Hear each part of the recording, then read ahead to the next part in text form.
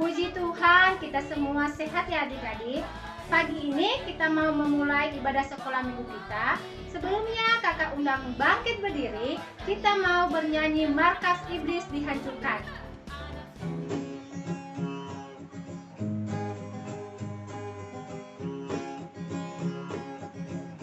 Markas iblis dihancurkan, panji Yesus ditinggikan, akulah pahlawan.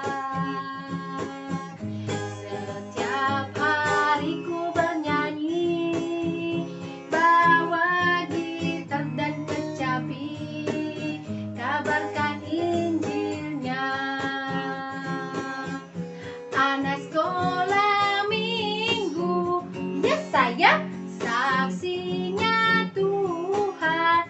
Oh yes, bawa pedang di tangan, bikin kacau setan. Sekali lagi ya.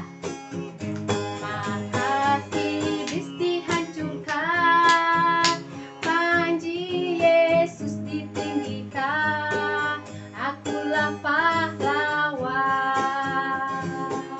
Setiap hari ku bernyanyi, bawa gitar dan kecapi, kabarkan Injilnya. Anak sekolah minggu, ya saya saksinya Tuhan. Oh yes, bawa pedang di tangan, bikin kacau setan. Anak sekolah minggu, ya saya saksinya Tuhan. Oh yes, bawa pedang di tangan, bikin kacau setan. Adik-adik, silakan duduk. Mari kita bersatu di dalam doa. Tuhan Yesus yang baik, pagi ini kami mau berserah diri kepada Tuhan. Tuhan Yesus, kami mau memulai ibadah sekolah minggu kami. Kami mohon Tuhan lindungi kami, berkati ibadah ini Tuhan Yesus, biar berjalan dengan baik. Ya Tuhan, bimbing kami untuk ibadah ini, biar kami bisa menyelesaikan sesuai dengan kehendak-Mu. Berkati kami semua Tuhan Yesus, berikan kami ketenangan di rumah kami masing-masing. Terima kasih Tuhan Yesus, di dalam nama Tuhan Yesus, kami sudah siap untuk beribadah kepadamu. Amin. Adik-adik, sebentar lagi kita akan mendengarkan cerita firman Tuhan. Namun sebelumnya, kakak undang bangkit berdiri, kita mau bernyanyi Di Surga Nanti Pakai Baju Putih.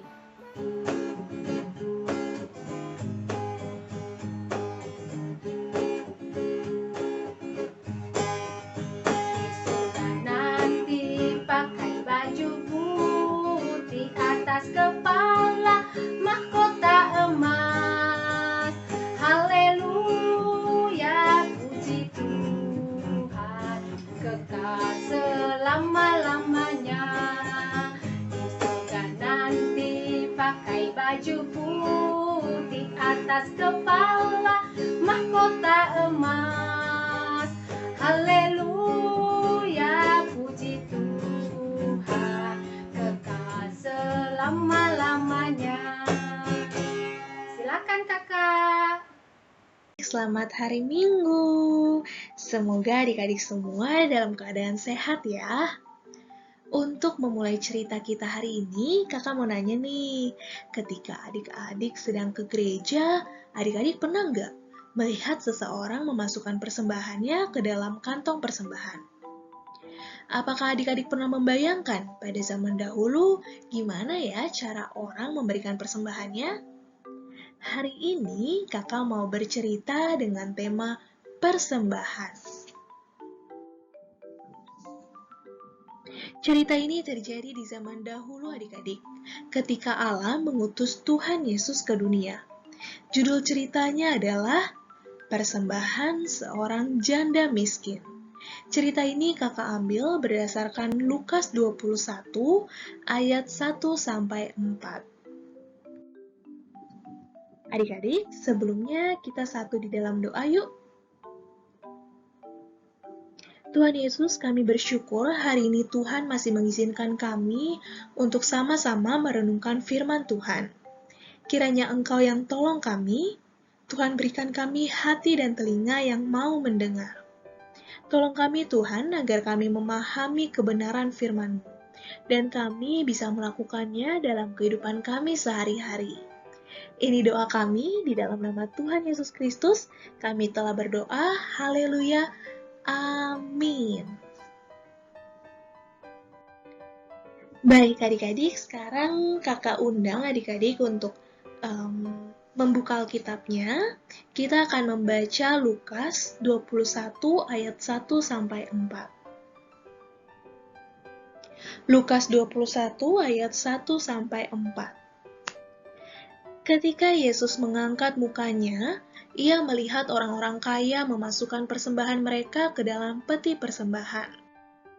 Ia melihat juga seorang janda miskin memasukkan 2 peser ke dalam peti itu. Lalu ia berkata, "Aku berkata kepadamu, sesungguhnya janda miskin ini memberi lebih banyak daripada semua orang itu.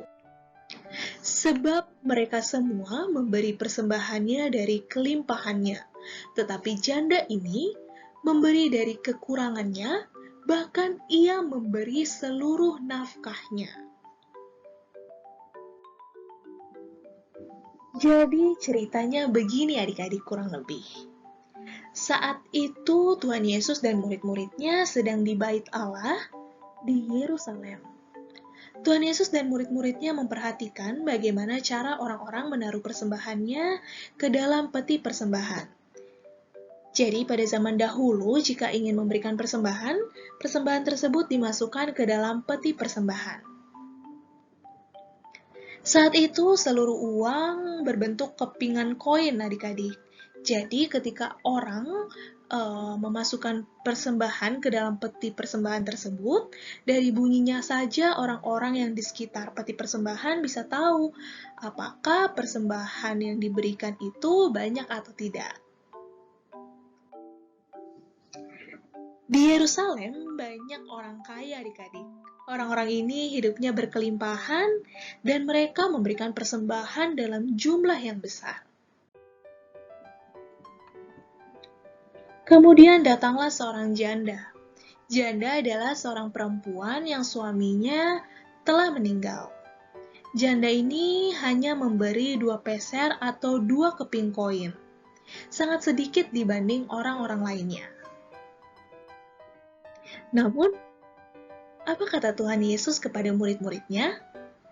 Tuhan Yesus berkata demikian, "Aku berkata kepadamu, sesungguhnya janda miskin ini memberi lebih banyak daripada semua orang yang memasukkan uang ke dalam peti persembahan.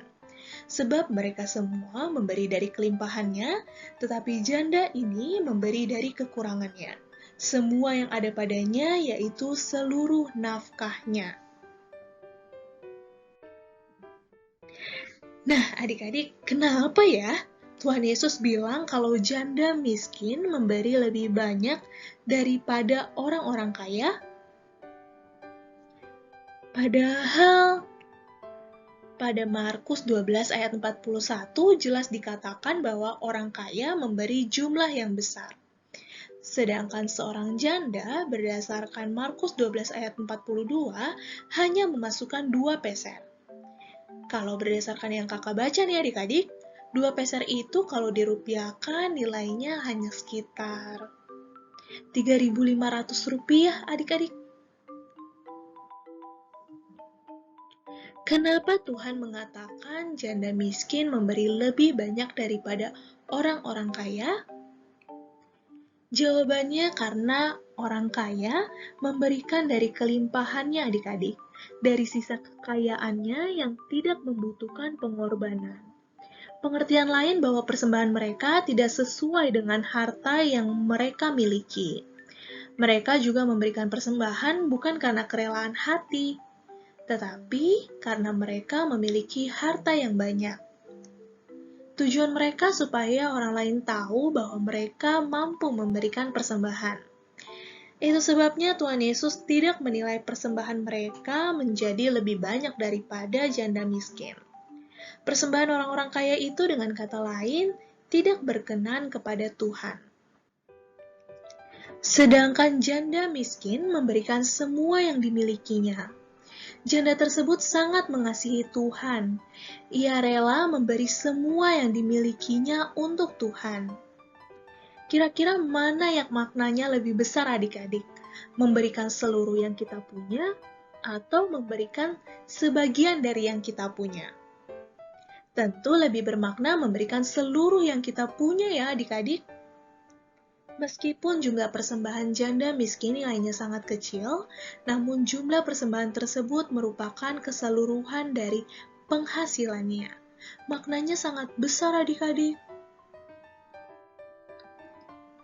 Persembahan itu adalah pemberian sebagai tanda ucapan syukur yang kita ambil dari berkat yang Tuhan berikan kepada kita. Persembahan tidak dilihat dari nilainya adik-adik, melainkan dari pengorbanan yang dilakukan ketika memberi persembahan. Mungkin jika kita ada pada saat itu, jika kita melihat secara langsung, kita akan mengatakan, persembahan orang kaya sangat banyak, pasti persembahannya berkenan dan menyenangkan hati Tuhan.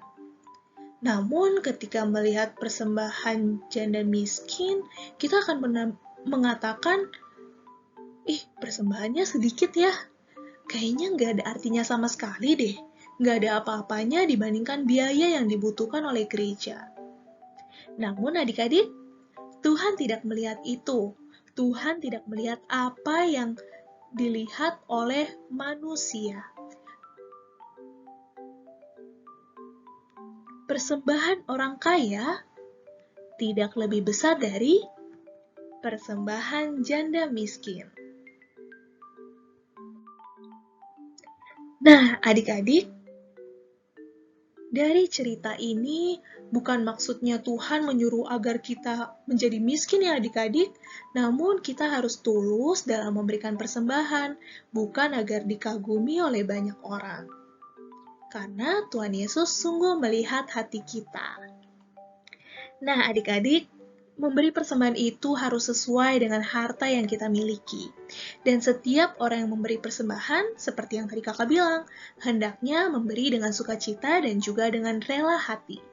Tuhan Yesus tahu loh apa yang ada di dalam hati kita. Persembahan yang diberikan dengan sukacita dan rela hati memiliki makna yang sangat besar di mata Tuhan, meski nilai persembahan yang diberikan sangat kecil. Pelajaran hari ini semoga bisa mengajarkan kita untuk selalu setia kepada Tuhan ya adik-adik, sama seperti janda miskin. Adik-adik, ayat hafalan kita terambil dari 2 Korintus 8 ayat 12. Sebab jika kamu rela untuk memberi, maka pemberianmu akan diterima kalau pemberianmu itu berdasarkan apa yang ada padamu, bukan berdasarkan apa yang tidak ada padamu. Mari kita berdoa. Tuhan Yesus yang baik, terima kasih untuk cerita hari ini. Kami mau selalu setia kepadamu ya Tuhan, seperti cerita janda miskin yang telah kami dengar. Kami akan selalu memberikan yang terbaik bagimu Tuhan dengan sukacita dan rela hati sebagai ungkapan rasa syukur kami kepada Tuhan. Ini doa kami di dalam nama Tuhan Yesus Kristus. Kami telah berdoa. Haleluya. Amin. Adik-adik, sudah mendengarkan cerita firman Tuhan? Puji Tuhan yang adik-adik, biarlah firman yang telah kita dengar pada hari ini menjadi berkat di dalam kehidupan kita masing-masing. Amin. Amin. Adik-adik, kita mau menutup ibadah sekolah minggu kita. Kakak undang bangkit berdiri. Kita mau bernyanyi hati yang gembira adalah obat.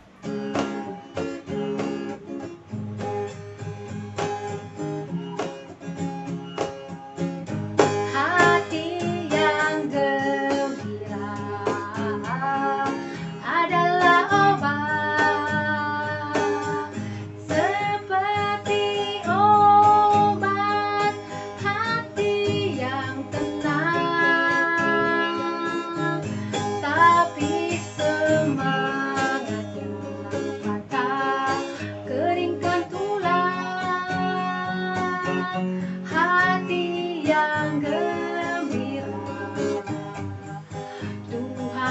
senang. Sekali lagi.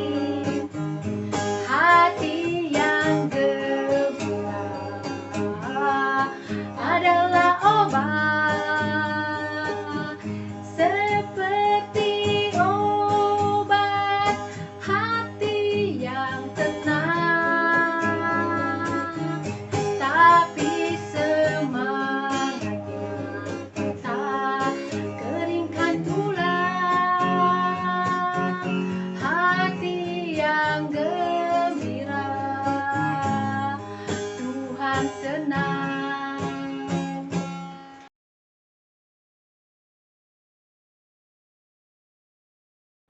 Hai adik-adik, kakak punya pengumuman nih. Kita mau Natal tanggal 19 Desember 2021 jam 4 sore. Kita melalui Zoom ya adik-adik. Nah, adik-adik, kakak mau ingetin juga untuk adik-adik semua, cepat ya kirimkan video penampilan adik-adik kepada guru masing-masing kelas ya. Ada satu lagi nih adik-adik, tolong sampaikan sama mama papa ya, supaya celengan adik-adik segera dikumpulkan, kasih kepada guru-guru KPA yang ada di gereja setiap hari minggunya. Atau mau transfer juga boleh. Berapapun yang dari adik-adik kasih, kami semua sangat bersyukur dan berterima kasih apa yang adik-adik kasih. Terima kasih, demikian pengumuman ini.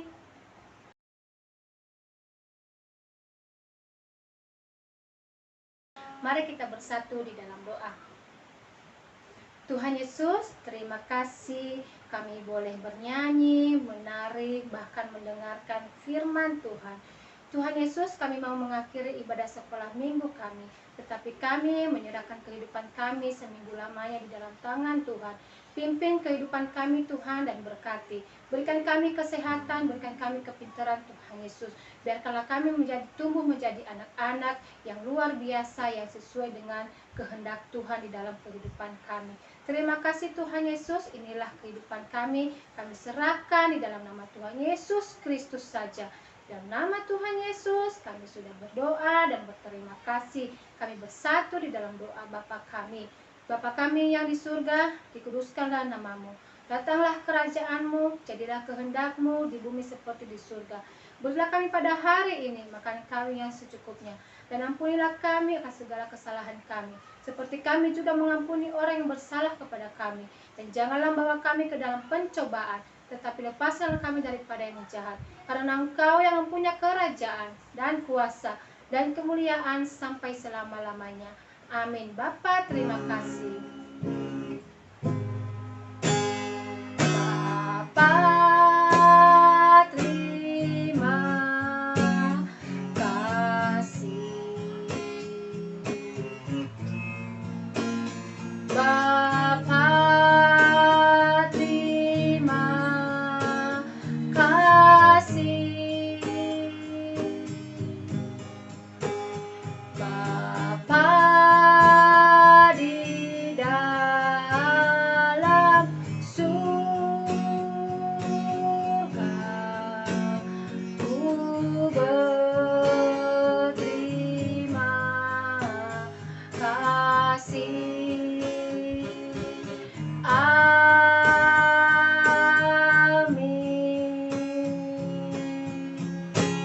Selamat hari Minggu adik-adik. Tuhan Yesus memberkati. Dah.